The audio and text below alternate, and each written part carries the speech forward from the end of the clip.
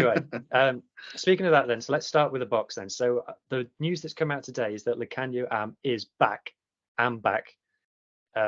Do we think, well, he's replacing another forward injury, I think. Who's he replacing that's come out? he's Mapimpi. Oh, it was Mapimpi. Oh, yeah, sorry. Yeah. Okay, so he's replacing Mapimpi. So Razi's strategy and Jack's strategy of replacing players with players not from their position continues. But the Boks midfield has been going quite well so far this World Cup. Jade, what do you make of it, mate? Do you think he's going to get back into the starting 15? Sure, guys, a guy like Andre Esterhuizen doesn't even make the Bok starting team at 12, you know. I mean, Jesse Kriel and Damon de Allende has been perfect. I mean, just a few weeks ago, Damon de Allende was the man of the match, or from South African perspective, against Ireland. So I think 12 was certain on. And for me, Jesse Kriel's come on, has been one of the most underrated players in the team. Now, you can't deny being world class. I mean, if he hadn't been injured last year, he would have been ILB Player of the Year. I mean, if he had played the back end this, he would have most probably been the ILB Player of the Year. Unfortunately, he did do his knee, and he hasn't been the same. You know, this year hasn't been the same compared to last year and compared to the British Lions tour as well. So it's difficult. I mean, Rassi didn't have a plan that I'm going to be available for the quarterfinals. He planned that come quarterfinal time, Jesse Kriel will be my third team. And if not, then it will be Kane and Moody. He didn't plan Mapimpi's injury, especially, you know, what happened yesterday. He was a knock to the jaw. He fractured his jaw.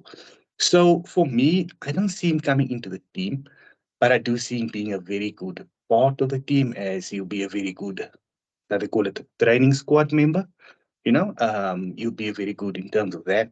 And also, remember, with Siya Kolisi looking at maybe retiring in the year, there's big talk of being the guy to take over from him. So, I mean, if you remember, you go back to 2021 with the Lions tour, the unofficial test match where Kolisi had COVID, I was the captain of that team. So he is the leader.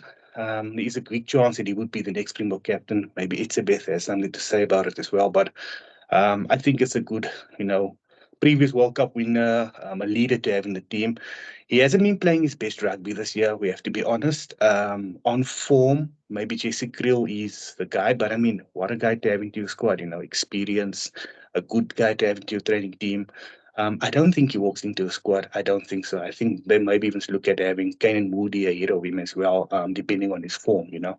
It's quite difficult to get a guy that's been injured and thrown into a deep end against Fico in the World Cup quarterfinal. Oh, yeah, wow. Maybe the simple thing would be to stick with Jesse Kriel. Yeah. And it's very, I found it very noticeable as well. I think you're right, Jade, in terms of his form not being there maybe since that knee injury. And I always noticed that it's been heavily strapped all season, really. So I wonder, was there kind of more to that, and was he basically carrying that injury and just kind of getting through it? You often hear former players come out and say, like, every player like has a niggle going into a game. They're never ever completely and utterly fully fit. But yeah, I think it's great. I love him. I think he's a really skillful player. He never seems to lose his head or anything like that as well. And yeah, I think on form you probably would have him, ahead of Kriel. Well, I would anyway. But yeah, let's hope he can play himself back into forming and gets a good bit of game time.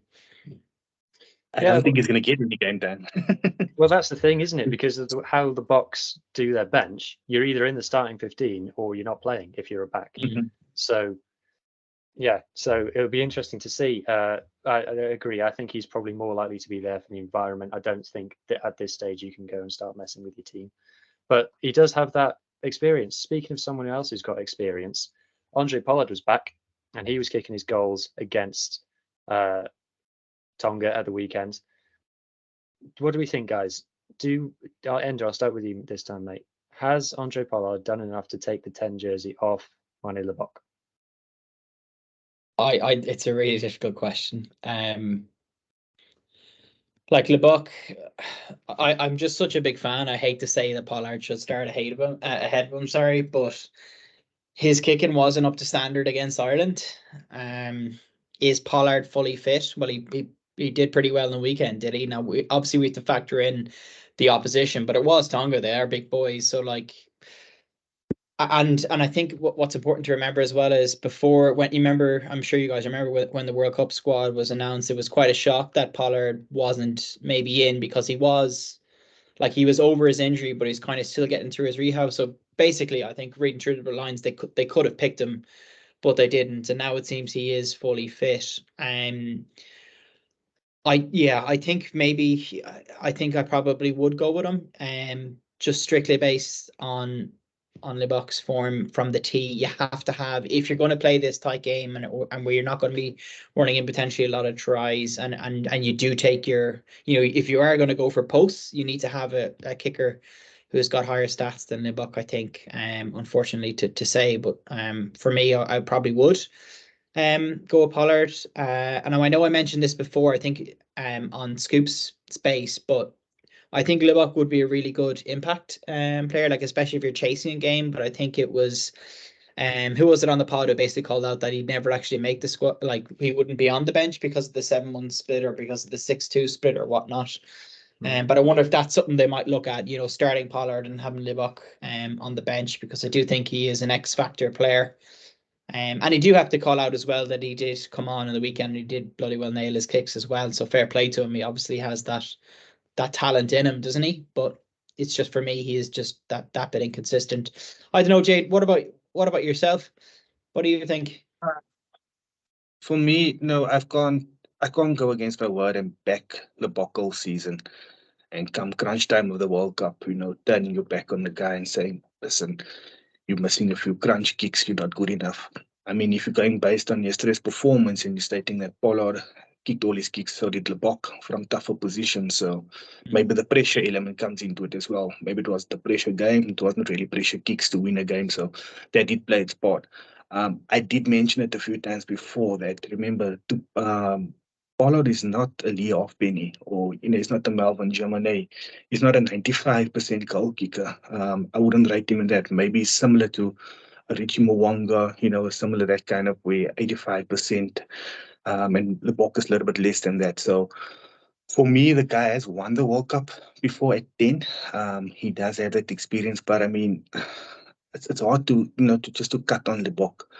The sensible thing would be as to have Libbok as a backup, but is there space him on the bench? I don't know. Do you not go with Willie Leroux then? Do you rate Libbok above Willie Leroux? Leroux has been Rassie Rasmus's guy. He's called the Sis King in South Africa. That's his nickname in South Africa. So most likely you'll be looking at having Kobus Reinach in the bench with a 6-2 split, and then another back. So either Willie Leroux, Libbok, or Pollard. So that would be the bench.